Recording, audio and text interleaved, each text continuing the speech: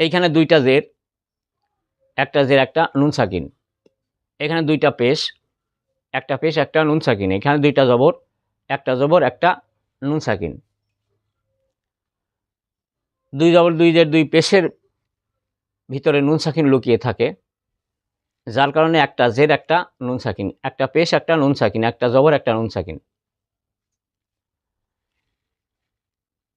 Gym দুই জের জিন, জিম দুই জের জিন, জিম দুই পেশ জুন, জিম দুই জবর জান, জিন জুন জান, জিন জুন জান, জিম দুই জের জিন, জিম দুই পেশ জুন, জিম দুই জবর জান, জিন জুন জান, জিন জুন জান।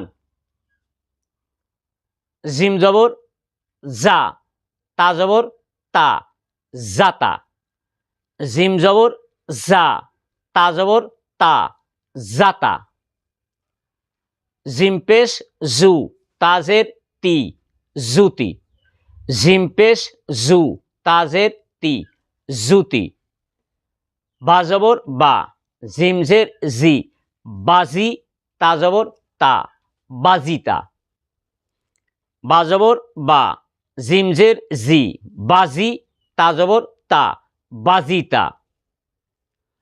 তা জবর তা, তা মিলবে জিমের সাথে তাজো, যেহেতু জিমের উপর সাকিন, যে অক্ষরের উপর সাকিন থাকবে তার ডানের হারকাতের সঙ্গে একবার উচ্চারণ।